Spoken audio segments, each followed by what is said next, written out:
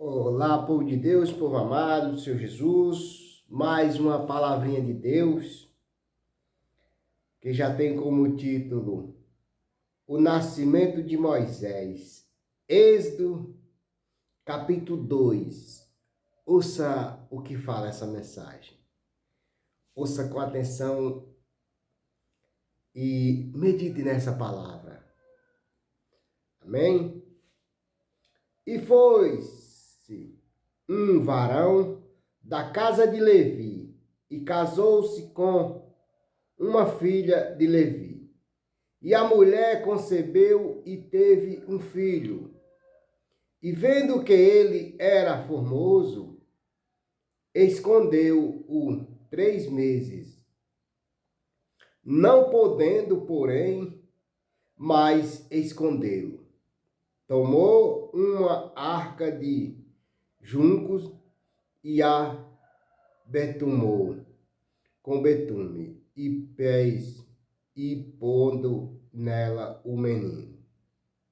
Após nos juncos a borda do rio, e a irmã do menino postou-se de longe para saber o que lhe havia de acontecer. E a filha de Faraó desceu a lavar-se no rio, e as suas donzelas passeavam pela borda do rio. E ela viu a arca no meio dos juncos, e enviou a sua criada, e a tomou. E abrindo-a, viu o menino, e eis que o menino chorava, e moveu-se de compaixão dele e disse: Dos meninos dos hebreus é este. Então disse sua irmã, a filha de Faraó: Irei eu a chamar uma ama das hebreias que cria este menino para ti. E a filha de Faraó disse-lhe: Vai. E foi-se a moça, e chamou a mãe do menino. Então lhe disse a filha de Faraó: Leva este menino e cria-no, eu te darei teu salário. E a mulher tomou o menino e criou-o. E sendo o menino já grande, ela o trouxe à filha de Faraó, a qual o adotou, e chamou seu nome Moisés, e disse: Porque das águas o tenho tirado. Glorificado seja Deus. Moisés mata um espia e foge para Midian. E aconteceu naqueles dias que, sendo Moisés já grande, saiu a seu irmão e atentou nas suas cargas e viu que um varão egípcio feria a um varão hebreu de seus irmãos, e olhou a uma e a outra banda, e vendo que ninguém ali havia ferido ao egípcio, e aconteceu e escondeu-o na areia. E tornou a sair no dia seguinte. E eis que 2 varões hebreus contendiam, e disse ao injusto: Por que feres o teu próximo? O qual disse: Quem te tem posto a ti por maioral e juiz sobre nós? Pensas matar-me como mataste o egípcio? Então temeu Moisés e disse: Certamente este negócio foi descoberto. Ouvindo, pois, Faraó este caso, procurou matar a Moisés. Mas Moisés fugiu de diante da face de Faraó e habitou na terra de Midian. e assentou-se junto a um poço. E o sacerdote de Midian tinha 7 filhas, as quais vieram a tirar água, e encheram as pias para dar de beber aos rebanhos de seu pai. Então vieram os pastores e lançaram-nas dali. Moisés, porém, levantou-se e defendeu-as e abençoou-lhes o rebanho. E vindo eles a Raquel, seu pai, ele disse: por que tomaste hoje tão depressa? E elas disseram: um homem egípcio nos livrou da mão dos pastores e também nos tirou água em abundância. E abençoou o rebanho. E disse à sua filha: e onde está ele? Porque deixaste o homem, chamai-o para que coma pão. E Moisés consentiu em morar com aquele homem. E ele deu a Moisés sua filha Ziporá, a qual teve um filho, e ele chamou o seu nome Gersom, porque disse: peregrino fui em terra estranha. A morte do rei do Egito. E aconteceu depois de muitos desses dias, morreram o rei do Egito, que os filhos de Israel suspiraram por causa da servidão e clamaram, e o seu clamor subiu a Deus por causa de sua servidão. E ouviu Deus o seu gemido e lembrou-se Deus de seu concerto com Abraão, com Isaque e com Jacó. E atentou Deus para os filhos de Israel e conheceu-os Deus. Glorificado seja Deus por essa mensagem. Mensagem linda. Já começa falando o nascimento de Moisés, logo depois, a partir do versículo 11, já começa falando: Moisés mata um egípcio e foge para Midian, a fuga de Moisés para Midian. Na segunda já fala aqui, na terceira já fala aqui, a morte do rei do Egito. Glorificado seja Deus. Mas, amado, aqui no versículo 2, a palavra vai falar um filho. Esse filho a qual nasceu, né? Glorificado seja Deus. O filho, um ponto referente ao versículo 2. O filho referido aqui é Moisés. Seu nascimento, seu escape da morte e ao ano da sua juventude foram dirigidos por Deus, para que ele pudesse livrar Israel da escravidão. Todos os crentes precisam saber que Deus também opera nas suas vidas, usando o meio apropriado para cumprir a sua vontade. Glorificado seja Deus. Meus queridos, o que esse ponto referente quer nos dizer é que Deus trabalha na forma dele, do jeito dele.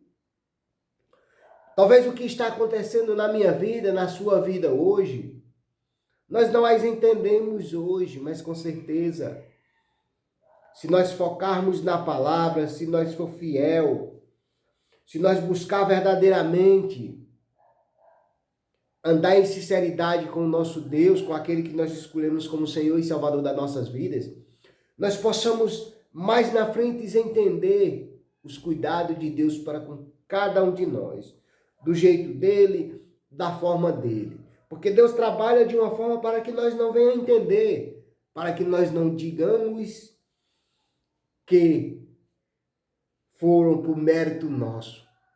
Mas Deus trabalha de uma forma sutil para que nós alcance os nossos objetivos, mediante a vontade dele e não a nossa. Amém? A partir do versículo 6 ao 11, a mensagem vai falar o ponto referente. Nota-se o ministério de Moisés prenuncia de certa maneira o ministério de Jesus Cristo. Tanto Moisés como Jesus foram alvos de tentativa de morte quando neles. Tanto Moisés como Cristo ministraram como profeta. Glorificado seja Deus. Aleluia. Meus amados, aqui a mensagem vai dizer que tanto Moisés como Jesus, eles foram alvo de tentativas de morte. Eram meninos, e quando meninos, os reis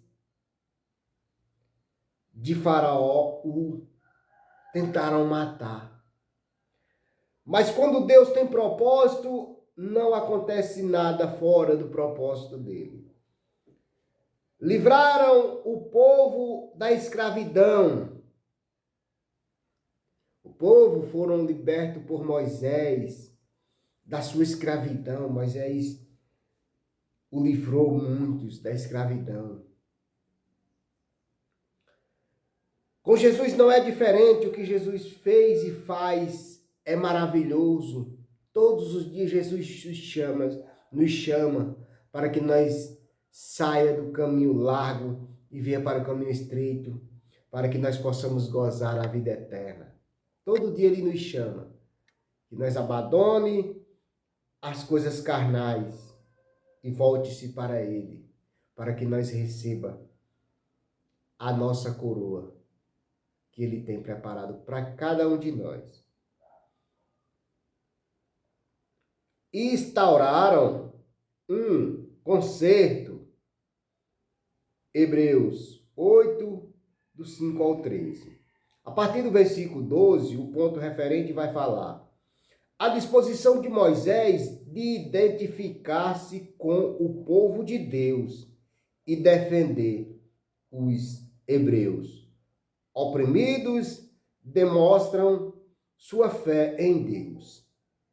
Rejeitou os prazeres passageiros do pecado e preferiu a honra de sofrer em prol de Deus e com o povo de Deus. A escolha de Moisés foi uma escolha muito linda, né? Ele poderia ter ficado debaixo da asa de Faraó, desfrutando das coisas que ele oferecia, que Faraó oferecia, mas não. Ele preferiu defender e estar com o povo de Deus, porque essa era a promessa de Deus, essa era a vontade de Deus na vida de Moisés. Por isso que o Senhor não deixou que ele viesse a morrer naquele rio, mas ao ser encontrado, era porque o Senhor tinha algo maravilhoso para fazer na vida dele. Amém? A partir do versículo 15, a mensagem vai falar da terra de Midian. Os midianitas descendiam de Abraão por cintura e habitavam em Midian, ao sul e sudeste de Canaã. Moisés permaneceu ali por 40 anos, onde Deus o preparou para a sua futura tarefa na mesma região, o deserto de Sinai. Deus fez uma obra grandiosa na vida de Moisés, no deserto. Glorificado seja Deus. O que Deus fez na vida de Moisés foi grande naquele deserto.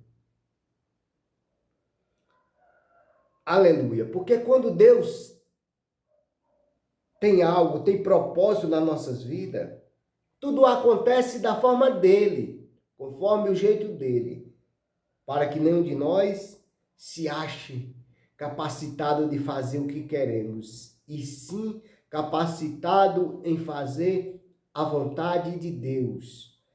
Esse é o desejo que Deus tem e que Jesus Cristo quer que todos nós façam. É que obedecemos a Deus e façamos segundo a sua vontade. Para que nenhum de nós se perca. Que essa é a vontade de Deus, que nenhum de nós se perca. E ali, para que aquele povo não se perdesse, o Senhor preparou Moisés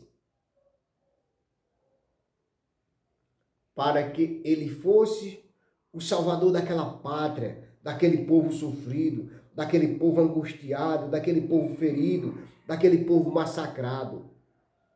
O que essa mensagem traz para nós é que mesmo Moisés tendo errado, em ferido aquele homem, Deus tinha propósito na vida dele.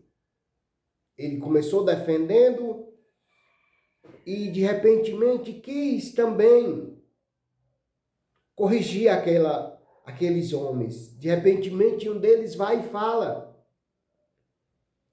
estás tu agora em lugar de juiz, né? Porque ontem fizeste algo que não estava correto. Esse versículo está lá no versículo 14 de Êxodo, do capítulo 2 de Êxodo. Versículo 14 do capítulo 2 de Êxodo. O qual disse: quem te pôs posto a ti por maioral e juiz sobre nós? Pensa matar-me como mataste o egípcio? Então temeu Moisés e disse: certamente este negócio foi descoberto. Porque Moisés achava naquele momento ali que ninguém tinha visto, né? Tinha ficado nas encobertas. Mas tem sempre alguém olhando, não há nada encoberto. E ali ele vai e é repreendido. E nós, quando somos repreendidos, nós temos que nos reconhecer que erramos e consertar aquele erro, se arrependendo, pedindo perdão a Deus pelos atos a qual nós faz e não está de acordo com o nosso Criador. O ponto referente aqui ao versículo 23. O seu clamor subiu a Deus. Depois de muitos anos de opressão, o povo de Israel começou a clamar a Deus, pedindo socorro, quando os israelitas se voltaram para Deus, ele se voltou para eles. Até esse tempo, muitos tinham adorado aos deuses do Egito e provavelmente os invocaram, buscando socorro e livramento. Meus amados, esse ponto referente aqui fala da escravidão daquele povo. Aquele povo escravo que talvez serviam e faziam conforme os egípcios faziam. Mas eles pediram socorro a Deus. Eles pediram socorro. Esse ponto referente aqui vai falar: até esse tempo, muitos tinham adorado aos deuses egípcios.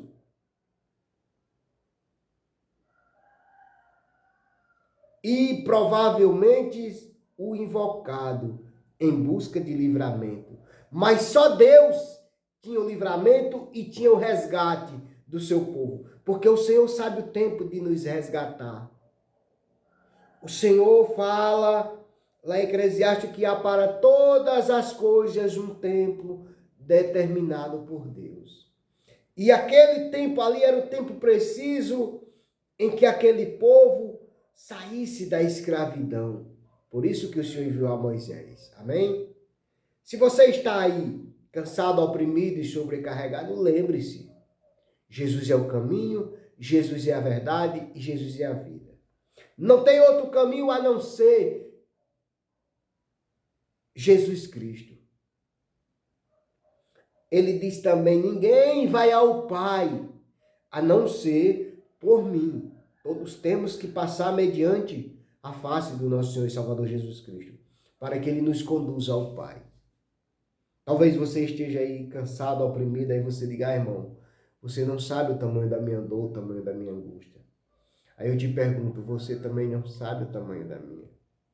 Você não sabe o que eu passei para estar aqui hoje?